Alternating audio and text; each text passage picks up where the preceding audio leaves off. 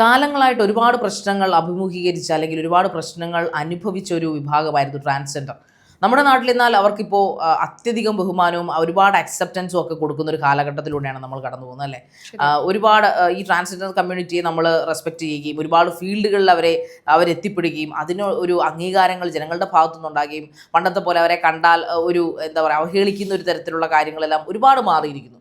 പക്ഷെ എന്നിട്ടും നമ്മുടെ സമൂഹത്തിൽ അവർക്ക് ഒരുപാട് വലിയ പീഡനങ്ങൾ ഇപ്പോഴും ഇന്നത്തെ കാലത്തും നേരിട്ടുകൊണ്ടിരിക്കുകയാണെന്നുള്ളതിനാണുള്ള ഒരു സംഭവമാണ് കഴിഞ്ഞ ദിവസം കൊച്ചി പാലാരിവട്ടത്ത് മെട്രോ സ്റ്റേഷന് താഴെ ഉണ്ടായത്. ഒരു മാനുഷിക ഒരു മനുഷ്യനാണ് എന്നൊരു പരിഗണന പോലും കൊടുക്കാതെ അതിക്രൂരമായിട്ട് ഉപദ്രവിച്ച ആ ഒരു വീഡിയോ അല്ലെങ്കിൽ അതുമായിട്ട് ബന്ധപ്പെട്ട കേസും കാര്യങ്ങളും എന്നിരുന്നാൽ തന്നെ എങ്ങനെയാണ് ഒരു മനുഷ്യനെ ഇത്തരത്തിൽ ക്രൂരമായി ഉപദ്രവിക്കാൻ കഴിയുന്നത്? ആ വീഡിയോ കണ്ടിട്ട് ശരിക്കും പറഞ്ഞാൽ അത് കാണുന്നവർക്ക് സഹിക്കില്ല. നമ്മളൊക്കെ മനുഷ്യന്മാരല്ലേ, അവരും ഒരു മനുഷ്യജീവിയാണ്.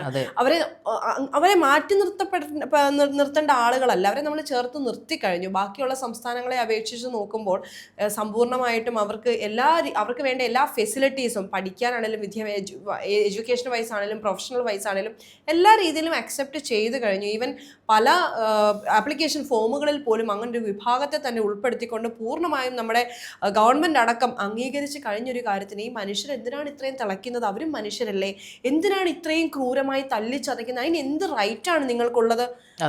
അതെ, കാരണം നമ്മുടെ ഈ ട്രാൻസ്ജെൻഡറിന്റെ സംഭവം നടക്കുന്നത് കഴിഞ്ഞ ദിവസം പാലാരിവട്ടത്ത് വെച്ചിട്ടാണ്, കൊച്ചിയിൽ വെച്ചിട്ടാണ്. കൊച്ചി എന്ന് പറഞ്ഞു കഴിഞ്ഞാൽ ഇവരുടെയൊക്കെ ഒരു ഹബ്ബാണ്. ഇവരൊക്കെ ഏറ്റവും കൂടുതൽ ഫ്രീഡം വരും. ബാംഗ്ലൂർ, അന്ന് നേരത്തെ ബാംഗ്ലൂർ ആയിരുന്നെങ്കിൽ ഇന്നത് കൊച്ചിയാണ്. ഏറ്റവും അധികം ഫ്രീഡത്തോടു കൂടി ട്രാൻസ്ജെൻഡേഴ്സ് ഏറ്റവും അധികം ആ രീതിയിൽ അക്സെപ്റ്റൻസ് കിട്ടുന്നതുകൊണ്ടാണ്. തീർച്ചയായിട്ടും ഇപ്പോൾ സെലിബ്രിറ്റി സ്റ്റാറ്റസ് എടുത്തപ്പോൾ ബിഗ് ബോസ് പോലുള്ള വലിയ ഷോകളിൽ, അതുപോലെ സിനിമകളിൽ, പാട്ട് മത്സരങ്ങളിൽ, അതുപോലെ ഫാഷൻ ഷോകളിൽ എല്ലാം ഇവരുടെ ഒരു സാന്നിധ്യം ഉണ്ട് അല്ലേ.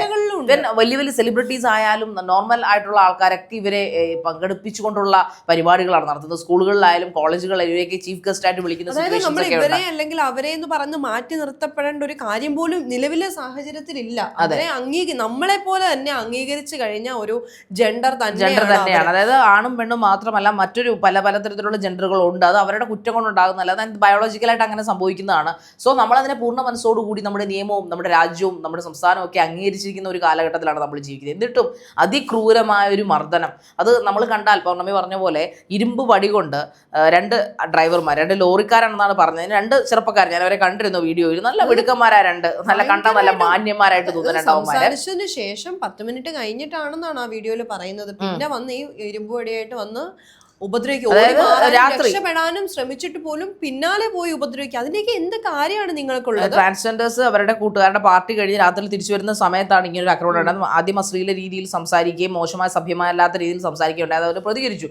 സ്വാഭാവികമായിട്ടും ആണും പെണ്ണും എല്ലാവരും പ്രതികരിക്കും അശ്ലീലമായിട്ട് സംസാരിച്ചു കഴിഞ്ഞാൽ അല്ലേ. അപ്പോൾ അവർ നോർമലി അങ്ങനെ തന്നെ പ്രതികരിച്ചു. അതിനാണ് അവർ ഇരുമ്പ് വടിയും കൊണ്ടുവന്ന് തലങ്ങും വിലങ്ങും അടിച്ചു. കാലിലും ഈ പറയുന്ന തലയ്ക്കും ദേഹത്തും ഒക്കെ പ്രശ്നങ്ങൾ ഉണ്ടാവും, ഭാവിയിൽ ഉണ്ടാവുന്ന ആ രീതിയിൽ ചതച്ചു. കാരണം അവരുടെ ആ ഒരു വീഡിയോസ് നമ്മൾ കാണാം. അവരുടെ അമ്മമാരും അവരുടെ കമ്മ്യൂണിറ്റിയിലുള്ള ആൾക്കാരും ഒക്കെ വന്നിട്ടുണ്ട്.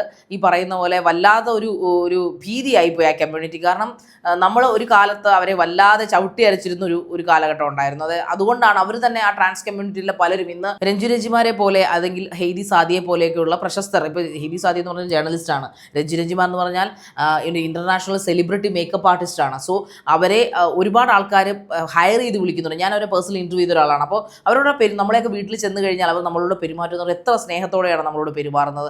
എങ്കിൽ അവർ സെലിബ്രിറ്റിയാണ്, സീരിയസ്ലി അവർ സെലിബ്രിറ്റിയാണ്. അവരെ ദീപിക പദുക്കോണും അതുപോലെ ഐശ്വര്യ റായ് ബച്ചനും ഒക്കെ പോലുള്ള ആൾക്കാരാണ് അവരെ മേക്കപ്പ് ആർട്ടിസ്റ്റായിട്ട് വിളിക്കുന്നത്. ദുബായിലും ഒക്കെ അവരുടെ ബ്യൂട്ടി സലൂൺസ് എല്ലായിടത്തും അവർ ഓപ്പൺ ആയിക്കൊണ്ടിരിക്കുകയാണ്. സോ അവരെ പോലുള്ള ആൾക്കാർ പറയുന്നത് ശരിക, ഞങ്ങൾ ഇനിയുള്ള കമ്മ്യൂണിറ്റിയെ ഞങ്ങളുടെ മെമ്പേഴ്സിനെ വിഷമിപ്പിക്കാൻ വിടില്ല. ബിക്കോസ് ഈ പറയുന്ന കളക്ടർമാരായാലും ഡോക്ടർമാരായാലും അങ്ങനെയുള്ള ആൾക്കാരെ ഞങ്ങൾ ബിൽഡപ്പ് ചെയ്തെങ്കിൽ അങ്ങനെ ബിൽഡ് ചെയ്തുകൊണ്ടിരിക്കുകയാണ്. ഇനി വരും തലമുറ, ഞങ്ങളുടെ കമ്മ്യൂണിറ്റിയിലുള്ള വരും തലമുറ ഈ സമൂഹത്തെ നയിക്കുമെന്ന ലെവലിലാണ് അവർ കാര്യങ്ങൾ സംസാരിക്കും. അത്രയും കോൺഫിഡൻസ് അവർക്ക് ഉണ്ടാക്കി കൊടുത്തതിൻ്റെ കാര്യം നമ്മുടെ സമൂഹം, നമ്മുടെ നിയമം ഒക്കെ അവരെ അംഗീകരിച്ചുകൊണ്ടാണ്. പക്ഷേ ഇങ്ങനെയുള്ള കേസുകൾ ഇത് അവരെ വല്ലാതെ ഭയപ്പെടുത്തും. കാരണം ആരാണ് പൗർണമി ചോദിച്ച പോലെ അവർക്ക് ഇങ്ങനെ തല്ലിച്ചതയ്ക്കാനുള്ള റൈറ്റ് കൊടുത്തിരിക്കുന്നത്? അതായത് അവൻ ആക്രോശിക്കുന്നതാണ്, നീയൊന്നും ഇനി ഇവിടെ ജീവിക്കേണ്ട, നിന്നെയൊന്നും ഈ സമൂഹത്തിന് ആവശ്യമില്ല.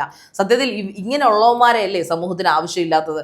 ഒരാണെന്നോ പെണ്ണെന്നോ അല്ലെങ്കിൽ ഈ പറയുന്ന ട്രാൻസ് കമ്മ്യൂണിറ്റി ഒന്നും ഇല്ലാതെ മനുഷ്യന്മാരായിട്ട് കണക്കാക്കാനുള്ളൊരു മനസ്സില്ലാത്ത, മൃഗങ്ങളെക്കാളും മ്ലേച്ഛകരമായിട്ടുള്ള സമൂഹത്തിലാണ് നമ്മൾ ജീവിക്കുന്നത്. നമുക്ക് പേടി തോന്നില്ലേ പൗർണമി? തീർച്ചയായും. പിന്നെ ഇത്രയും ഒരു അപകടം സംഭവിച്ചു, ഇവർ പോലീസിൽ പരാതിയുമായിട്ട് ചെന്നു, അത് തുടർന്ന് നടപടി ഉണ്ടായി, ഇവരെ അറസ്റ്റ് ചെയ്തു. എന്നിരുന്നാൽ തന്നെയും ഇനി എത്ര പരിശോധിച്ചാലും എത്ര മുറിവ് ഉണങ്ങിയാലും ഇവർക്ക് ഈ ഉണ്ടായ അനുഭവം അവരുടെ ജീവിതത്തിൽ ഉടനീളം അവരെ ഹോണ്ട് ചെയ്തുകൊണ്ടിരിക്കും. അത് മാത്രമല്ല, അതിനകത്ത് വ്യക്തമായിട്ട് പറയുന്നുണ്ട് ഈ കാലിലുള്ള മുറിവുകൾ ആ വീഡിയോയിൽ കണ്ടിട്ട് നമുക്ക് തന്നെ സഹിക്കുന്നില്ല. കാരണം നമുക്കറിയാം ഒരു സൂചി, ഒരു ഇഞ്ചക്ഷൻ എടുക്കുമ്പോൾ പോലും ഉള്ള വേദന എത്രത്തോളമാണ്, അല്ലെങ്കിൽ ഒരു ഉറുമ്പ് കടിക്കുമ്പോൾ ഉള്ള ഒരു പെയിൻ എത്രത്തോളമാണ്.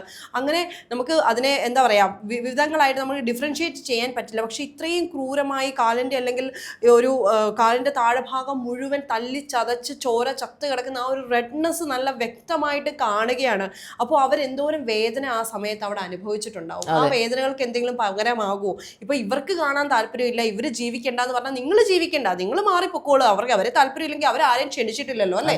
നിങ്ങൾക്ക് കാണാൻ താല്പര്യം ഇല്ലാന്നുണ്ടെങ്കിൽ നിങ്ങൾ ആ കമ്മ്യൂണിറ്റി അവോയ്ഡ് ചെയ്ത് നിങ്ങളുടേതായ ഒരു പരിപാടിയിൽ നിങ്ങൾ പങ്കെടുപ്പിക്കേണ്ട. താല്പര്യമുള്ളവരും അവരോട് മിണ്ടാൻ താല്പര്യമുള്ളവരൊക്കെ അവരോട് ചെയ്യട്ടെ. ഇപ്പം അഡ്വക്കേറ്റ് ആയിട്ട് ഇപ്പം ശാരിക പറഞ്ഞ പോലെ എല്ലാ മേഖലകളിലും ട്രെയിൻ ചെയ്ത് ഓൾറെഡി അവർ ഇറങ്ങി തുടങ്ങി. അവരെല്ലാവരും ബാക്കിയുള്ളവരെ പോലെ തന്നെ ഒരുപാട് പേര് ഇവരെ സ്നേഹിക്കുന്നവരുണ്ട്. സ്നേഹിക്കുന്നതെന്ന് പറഞ്ഞാൽ അവർ ട്രാൻസ്ജെൻഡർ ആണ് അല്ലെങ്കിൽ മറ്റൊരു വിഭാഗമാണെന്ന് പറഞ്ഞാൽ സ്നേഹിക്കുന്നവരല്ല, നമ്മളിൽ ഒരാളാണ് എന്ന് തന്നെ പറഞ്ഞുകൊണ്ട് സ്നേഹിക്കുന്നവരാണ്. അവർക്ക് അവരുടേതല്ലാത്ത തെറ്റുകൊണ്ട് മുൻപ് അത് പുറത്തു പറയാൻ ബുദ്ധിമുട്ടായിരുന്നു. അവർ ചെയ്തുകൊണ്ടിരുന്ന തൊഴിൽ അങ്ങനെ ആയിരുന്നു. കാരണം അന്നത്തെ സമൂഹം അവരെ അങ്ങനെ ആയിരുന്നു കണ്ടിരുന്നത്. പക്ഷെ ഇന്ന് അവർക്കും അതിൽ നിന്നൊരു മാറ്റം വേണമെന്ന് ആത്മാർത്ഥമായിട്ട് ആഗ്രഹിക്കുന്നുണ്ട്. അല്ലെങ്കിൽ ആ ഒരു കമ്മ്യൂണിറ്റിനെ ഡെവലപ്പ് ചെയ്ത് ബാക്കിയുള്ള സമൂഹത്തിലുള്ള ഓരോ ജീവികളെയും പോലെ ജീവിക്കണം എന്നുള്ള ആഗ്രഹം കൊണ്ട് അവർക്ക് എഡ്യൂക്കേഷൻ വേണം.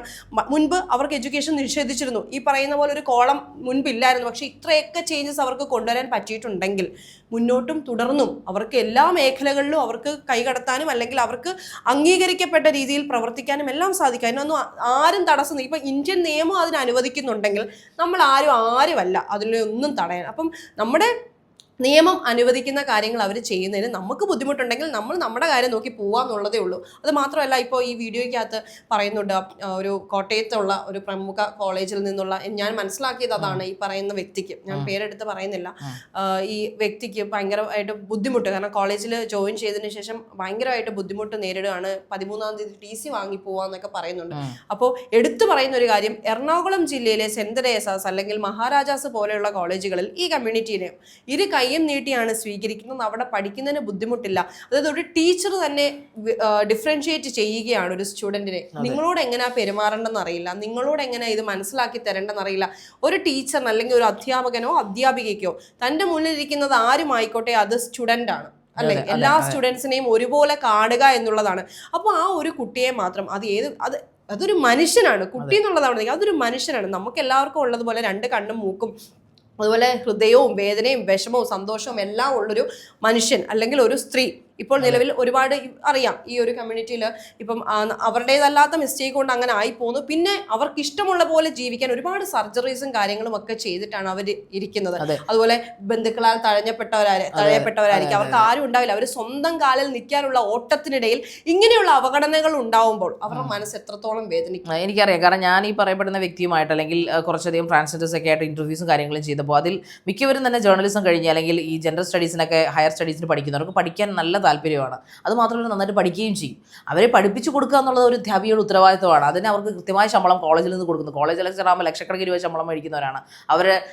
അവരുടെ സ്റ്റുഡൻറ്റ് നന്നായിട്ട് ആ ക്ലാസ്സിൽ ഇരിക്കുന്നുണ്ടോ അല്ലെങ്കിൽ അവർ പറഞ്ഞു കൊടുക്കുന്ന വിഷയം പഠിക്കുന്നുണ്ടോ എന്ന് പോലും ഇന്നത്തെ കാലത്ത് തിരക്കേണ്ട കാര്യമില്ല. അത് നന്നായിട്ട് ക്യാച്ച് ചെയ്യുന്നുണ്ടോ, അവരുടെ ക്ലാസ്സിൽ അവർ ന്യൂസൻസ് ആകുന്നുണ്ടോ, അവർ കൃത്യമായി ക്ലാസ്സിൽ കയറുന്നുണ്ടോ, അവർ പ്രൊജക്ട് വർക്കുകൾ വെക്കുന്നുണ്ടോ എന്ന് മാത്രം അന്വേഷിക്കേണ്ട ഉത്തരവാദിത്തം ഒരു ലെക്ചറിനുള്ളൂ. ഞാൻ മനസ്സിലാക്കുന്നത് ഇത് PhD അല്ലെങ്കിൽ അതിനുശേഷമുള്ള ഹയർ സ്റ്റഡീസ്. എനിക്കറിയാം. കാരണം എന്ന് വെച്ച് കഴിഞ്ഞാൽ അപ്പോൾ പൗർണമി പറഞ്ഞ് ഞാൻ മനസ്സിലാക്കുന്നു ഹയർ സ്റ്റഡീസ്. കാരണം ഈ പറയപ്പെടുന്ന വ്യക്തികളൊക്കെ PGയും പോസ്റ്റ് ഗ്രാജുവേഷനും കഴിഞ്ഞ് അല്ലെങ്കിൽ ഒക്കെ കഴിഞ്ഞ് ക്വാളിഫൈഡ് ആണ്, അതിൽ മേലെ പോയി പഠിക്കുന്നവരാണ്. അപ്പോൾ അവർ ആദ്യമായിട്ടല്ല കോളേജിൽ പഠിക്കുന്നത്. അപ്പോൾ അവർക്ക് ഇത് ഇങ്ങനത്തെ ഒരു അനുഭവം ഒരു പക്ഷേ ആദ്യമായിട്ടായിരിക്കും. കാരണം ആദ്യമായിട്ട് പഠിക്കുന്ന ഒരു വ്യക്തിയെ സംബന്ധിച്ചിടത്തോളം ഓക്കെ, ബട്ട് പലവട്ടം അതായത് UGയും PGയും കഴിഞ്ഞ് പിന്നീട് പഠിക്കാനുള്ള അദമ്യമായ ആഗ്രഹം കൊണ്ട് ഒരു സബ്ജക്റ്റ് എടുത്ത് പഠിക്കുമ്പോൾ ആ ക്യാമ്പസിൽ നിന്നുകൊണ്ട് അല്ലെങ്കിൽ അവരുടെ ക്ലാസ്സിൽ നിന്നുകൊണ്ട്, ക്യാമ്പസിലല്ല ക്ലാസ്സിൽ നിന്നുകൊണ്ട് ടീച്ചറിന്റെ ഭാഗത്ത് ഡിസ്ക്രിമിനേഷൻ, പണ്ട് ടീച്ചർമാർക്ക് ചില ഡിസ്ക്രിമിനേഷൻസ് ഒക്കെ ഉണ്ട്, back benchers, middle benchers, first benchers, ടീച്ചർമാരുടെ മക്കൾ, അല്ലാത്ത മക്കൾ എന്നൊക്കെ പറഞ്ഞ് ഞാൻ ഒരു നല്ല സ്റ്റുഡൻ്റ് ആയിരുന്നു സ്കൂളിലെ, അതുകൊണ്ട് എനിക്ക് ഡിസ്ക്രിമിനേഷൻ അനുഭവിക്കേണ്ടി വന്നിട്ടില്ല. പക്ഷേ എൻ്റെ കൂട്ടുകാർ പറയുന്നത്, ഞാൻ ആൺകുട്ടികളും പെൺകുട്ടികളും ഇന്നും സ്കൂൾ വെറുക്കാനുള്ള കാരണം പറയുന്നത്, അവർ പറയുന്നത് ടീച്ചർമാർ 2 തട്ടിൽ കാണാറുണ്ട്. ശാരിക്ക് അറിയാത്തതുകൊണ്ട്, ശാരി ക്ലാസ്സിലെ ടോപ്പ് സ്റ്റുഡൻ്റ് ആയിരുന്നു, അല്ലെങ്കിൽ ശാരി അവർക്ക് പെറ്റായതുകൊണ്ട് ശാരിക്ക് ഞങ്ങളുടെ മനോവേദകൾ അറിഞ്ഞുകൂടാ. പിന്നീട് അവരുടെ ഷൂസിൽ കയറി നിന്ന് നോക്കുമ്പോഴാണ് നമുക്ക് മനസ്സിൽ ഇത്രയും വർഷങ്ങൾക്ക് ഇപ്പുറം അന്ന് എനിക്ക് അറിഞ്ഞുകൂടായിരുന്നു. പക്ഷേ ഇന്ന് ഞാൻ അത് ചിന്തിക്കാറുണ്ട്. കാരണം ഈ പറയുന്ന പോലെ ക്ലാസ്സിൽ എല്ലാവരാലും ഒരുപോലെ കാണപ്പെടേണ്ടവരാണ് വിദ്യാർത്ഥികൾ. അല്ലാതെ ബാക്ക് ബെഞ്ചേഴ്സ് അല്ലെങ്കിൽ മിഡിൽ ബെഞ്ചേഴ്സ്, ടീച്ചർമാരുടെ മക്കള്, പിന്നെ ഈ പറയുന്ന പോലെ മാനേജറുടെ PTA പ്രസിഡന്റിന്റെ മകള് അല്ലെങ്കിൽ മകൻ എന്ന ഒരു കൺസിഡറേഷൻ പണ്ടത്തെ സ്കൂളുകൾ. പക്ഷേ ഇതിപ്പോഴും തുടരുന്നു എന്ന് അറിയുമ്പോൾ വലിയ ഒരു ഖേദം തോന്നുന്നുണ്ട്. അത് തന്നെയാണ് ഈ ട്രാൻസ്ജെൻഡർ കാര്യത്തിൽ സംഭവിച്ചിരിക്കുന്നത്. പണ്ടും ഈ ടീച്ചർമാർക്ക് അങ്ങനൊരു, എനിക്കൊന്ന് ടീച്ചേഴ്സ് ട്രെയിനിങ് കൊടുക്കുമ്പോൾ വിദ്യാർത്ഥികളുടെ മനസ്സറിഞ്ഞ് എങ്ങനെ പഠിപ്പിക്കണം എന്നൊരു ട്രെയിനിങ് കൂടെ ടീച്ചർമാർക്ക് കൊടുക്കണം. അത് BEd പഠിക്കുന്നവരായാലും ലെക്ചർ PhD പഠിച്ചവരായാലും കുഞ്ഞുങ്ങളെ എങ്ങനെ ഒരു സാമൂഹ്യ ജീവിയായി അല്ലെങ്കിൽ സമൂഹത്തിന് ഉതകുന്ന മനുഷ്യന്മാരായിട്ട് വളർത്തിയെടുക്കണമെന്നൊരു ഉത്തരവാദിത്വം, ധാർമ്മിക ഉത്തരവാദിത്വം ടീച്ചർമാർക്കുണ്ട്. കാരണം വീട്ടിലിരിക്കുന്നതിനേക്കാൾ കൂടുതൽ ഇവർ കലാലയങ്ങളിലും സ്കൂളുകളിലുമാണ് ചിലവഴിക്കുന്നത്. ശരിക്കും ശ്രദ്ധിച്ചിട്ടുണ്ടോ? അതായത് ഈ ടീച്ചേഴ്സിനെ എപ്പോഴും പഠിക്കുന്ന പിള്ളേർ അല്ലെങ്കിൽ 100 മാർക്ക് വാങ്ങുന്നവർ, 50 മാർക്ക് വാങ്ങുന്നവരെ മാത്രമേ താല്പര്യമുള്ളൂ. അവരോട് ഭയങ്കര സ്നേഹമായിരിക്കും. കുറച്ച് മാർക്ക് കുറഞ്ഞ എനിക്കൊന്ന് ഒരു 40+ മാർക്ക് വാങ്ങുന്നവരോടൊക്കെ ഈ സ്നേഹമുണ്ട്. ഒരു 30 എബോ അല്ലെങ്കിൽ ഒരു 20 എബോ അല്ലെങ്കിൽ 20ക്കും 40ക്കും ഇടയിലുള്ള പിള്ളേരോട് പിന്നെയും വലിയ കുഴപ്പമില്ല. ഈ ഫെയിൽ ആവുന്ന എല്ലാവരും ഒരേ തുല്യമായിട്ടുള്ള ബുദ്ധിയുള്ള കുട്ടികളല്ല. പലർക്കും പല വേരിയേഷൻ, ചിലപ്പോൾ ചിലരുടെ സാഹചര്യം കൊണ്ടാവും, ചിലർക്ക് അത് മനസ്സിലാവാത്തതുകൊണ്ടായിരിക്കാം. അപ്പോൾ പഠിക്കുന്ന പിള്ളേരെ മാത്രം കോൺസെൻട്രേറ്റ് ചെയ്താണ് കൂടുതലും ടീച്ചേഴ്സ് പോകുന്നത്. ശരിക്കും പറഞ്ഞാൽ അവിടെ, കാരണം ഞാൻ മനസ്സിലാക്കിയത് വേറൊന്നുമില്ല, അവർക്ക് അവിടെ ജോലി കുറവുണ്ട്. കാരണം അധികം ശ്രദ്ധിക്കേണ്ടി വരുന്നില്ല. അവർക്ക് പഠിപ്പിച്ചാലും നമ്മളിപ്പോ ടീച്ചർമാരുടെ ആ ഒരു ക്യാരക്ടർ നമ്മൾ ഇതിന്റെ കൂട്ടത്തിൽ പറഞ്ഞതേ ഉള്ളൂ. ബട്ട് നമ്മൾ പറയുന്ന വിഷയം ട്രാൻസ്ജെൻഡർ അനുഭവിക്കുന്ന ആ ഒരു ഭീതിജനകമായ കഴിഞ്ഞ ദിവസ സംഭവങ്ങളാണ്. ഈ ഇപ്പോൾ നേരത്തെ വ്ളോഗേഴ്സൊക്കെ ഈ പറയുന്ന പോലെ ഹീരിയെ പോലെയും അല്ലെങ്കിൽ രഞ്ജിമാരെ പോലെയൊക്കെയുള്ള വ്ളോഗേഴ്സൊക്കെ പറയുന്നത് പോലെ അവർക്കും ജീവിക്കണം. അവരെ ഇഷ്ടമല്ലെങ്കിൽ എന്തിനാണ് അവരുടെ പുറകെ വരുന്നത്? ഇഷ്ടമല്ലെങ്കിൽ വിട്ടേക്കുക. അല്ലാതെ അവരെ കയ്യാങ്കളി വാക്കുകൾ കൊണ്ട് ആത്മഹത്യയുടെ വക്ക് വരെ എത്തിയെന്ന് മാത്രമല്ല, ആ വീഡിയോ കാണുമ്പോൾ തന്നെ അറിയാം എത്രമാത്രം ക്രൂരമായിട്ടാണ് അവന്മാർ ആ ഇരുമ്പ് വടി വെച്ച് ആ കുട്ടികളെ ഉപദ്രവിച്ച് കളഞ്ഞത്. ഇതിനൊക്കെ കൃത്യമായിട്ടുള്ള ഒരു നിയമ സംവിധാനം ഇപ്പോൾ ട്രാൻസ്ജെൻഡർ വകുപ്പ് പ്രകാരം അവർക്ക് ഇതിന് കേസ് എടുത്തിട്ടുണ്ടെങ്കിലും ശിക്ഷാ നടപടികളില്ല. ഇവിടെ നോർമലായിട്ടുള്ള പെൺകുട്ടികൾക്കും ആൺകുട്ടികൾക്കും അല്ലെങ്കിൽ നോർമലായിട്ടുള്ള പെൺകുട്ടികൾക്ക് ജീവിക്കാൻ പറ്റാത്തൊരു നാടായി, ഒരു ചെകുത്താൻ്റെ നാടായി മാറിയിരിക്കുകയാണ് കേരളം. അക്കൂട്ടത്തിൽ ഇപ്പോൾ ട്രാൻസ്ജെൻഡേഴ്സിനെയും ലാക്കാക്കിക്കൊണ്ട് അല്ലെങ്കിൽ ട്രാൻസ്ജെൻഡർ എന്ന് പറഞ്ഞ വിഭാഗത്തെയും ഈ പറയുന്ന പോലെ എന്തും പറയാമെന്നൊരു അഹങ്കാരം ഈ പുരുഷ കേന്ദ്രീകൃത സമൂഹത്തിൽ പുരുഷന്മാർക്ക് എന്തും ആകാമെന്നൊരു രീതി. പുരുഷന്മാരെന്നല്ല, സ്ത്രീകൾ പോലും നമ്മുടെ സമൂഹത്തിൽ നമ്മൾ ചിന്തിച്ചിട്ടുണ്ടെങ്കിൽ അറിയാം, നമ്മുടെ വീട്ടിൽ പോലും ഈ ട്രാൻസ്ജെൻഡർ എത്ര പേര് അംഗീകരിക്കുന്നുണ്ട് പൗർണമി. അതൊക്കെ സത്യത്തിൽ നമ്മുടെ വീടുകളിൽ നിന്ന് തന്നെയാണ് ഇതിൻ്റെ ഒരു ബോധവൽക്കരണം തുടങ്ങുന്നത്. നമ്മുടെ വീട്ടിൽ ഇപ്പോൾ 5 പേരുണ്ടെങ്കിൽ അതിൽ ഒരാളെങ്കിലും ഇവർക്കെതിരായിരിക്കും. ഞാനത് ശ്രദ്ധിച്ചിട്ടുണ്ട്. I just love them, I just respect them. Pournami അങ്ങനെ തന്നെയാണെന്ന് എനിക്ക് തോന്നുന്നു. സോ അവരുടെ സത്യത്തിൽ അവർ ജീവിച്ചു പൊയ്ക്കോട്ടെ. നമ്മൾ എന്തിനാണ് അവർ ഉപദ്രവിക്കുക? അവർ നമുക്കൊന്നും ചെയ്യാനായിട്ട് വരുന്നില്ല.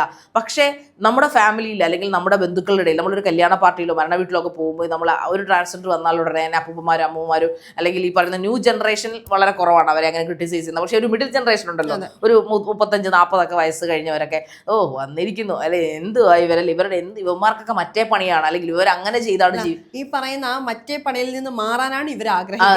അവർ ചോദിക്കുന്നല്ലേ അവർക്ക് പട്ടിണി കിടക്കാൻ പറ്റുമോ? അവർക്ക് ജീവിക്കണമെങ്കിൽ ഈ പറയുന്ന പോലെ തൊഴിലിടങ്ങളിൽ അവർക്ക് സുരക്ഷിതമില്ല, തൊഴിൽ കൊടുക്കില്ല. ഇവിടെ ബംഗാളികൾക്കും ബീഹാറുകൾക്കും എല്ലാ ആൾക്കാർക്കും നമ്മൾ തൊഴിൽ കൊടുക്കാറുണ്ട് അല്ലേ. പക്ഷെ എന്തുകൊണ്ട് മനുഷ്യരായ ഏറ്റവും നല്ല അവരെ അടുത്തറിയുമ്പോൾ നമുക്ക് അറിയാൻ സാധിക്കും അവർ വളരെ ജെനുവിൻ ഹാർട്ടായിട്ടുള്ള ആൾക്കാരാണ്. അവർക്ക് ഈ സമൂഹത്തിൽ ഹാർഡ് വർക്ക് ചെയ്ത് ജീവിക്കാൻ ഇഷ്ടപ്പെടുന്നവരാണ്. അവരുടെ നിവർത്തിക്കേട് കൊണ്ടാണ് ഈ പറയുന്ന പോലെ ഈ ഒരു ലെവലിലേക്ക് അല്ലെങ്കിൽ ഈ ഒരു ലൈംഗിക തൊഴിലാളി വൃത്തിയിലേക്ക് അവർ ഇറങ്ങി. അതിന് അവരെ അതിനെ നിർബന്ധിക്കുകയാണ് ചെയ്തത്.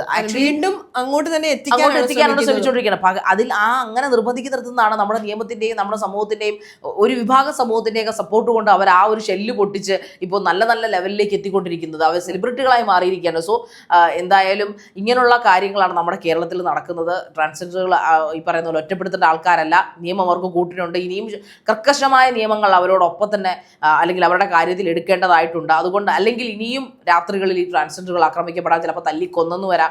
അങ്ങനെയുള്ള ആ ഒരു മെന്റലിസത്തിലൂടെ ആണെങ്കിൽ ആ ഒരു മൈൻഡിലൂടെയാണ് ആൾക്കാർ കടന്നു പോകുന്നത്. സോ ആൾക്കാരെയൊക്കെ ഇനി ബോധവൽക്കരിക്കണമെങ്കിൽ അവരുടെ ഫാമിലിയിൽ നിന്ന് കുടുംബത്തിൽ തന്നെ തുടങ്ങണം. എന്നാലും വളർന്നു വരുന്നൊരു സമൂഹത്തിന് എന്താണ് ഈ ട്രാൻസ്ജെൻഡർ എന്നുള്ള ഒരു റെസ്പെക്റ്റ് അല്ലെങ്കിൽ ഒരു അപരിഷ്കൃത ജീവിയെ നോക്കുന്ന പോലെ നോക്കാതെ മറിച്ച് അവരും തങ്ങളോടൊപ്പം ഉള്ളൊരു സമൂഹത്തിൽ ജീവിക്കുന്ന മനുഷ്യരാണ്, അവർ മൃഗങ്ങളല്ല എന്നൊരു ചിന്ത ഉണ്ടാവുള്ളൂ. അതുകൊണ്ട് ചെറുപ്പത്തിൽ തന്നെ അല്ലെങ്കിൽ ഒരു ഫാമിലിയിൽ നിന്ന് തന്നെ ഒരു ഈ പറയുന്ന ബോധവൽക്കരണം അവർക്ക് വേണ്ടി ഉണ്ടാവട്ടെ എന്ന് നമുക്ക് പ്രാർത്ഥിക്കാം.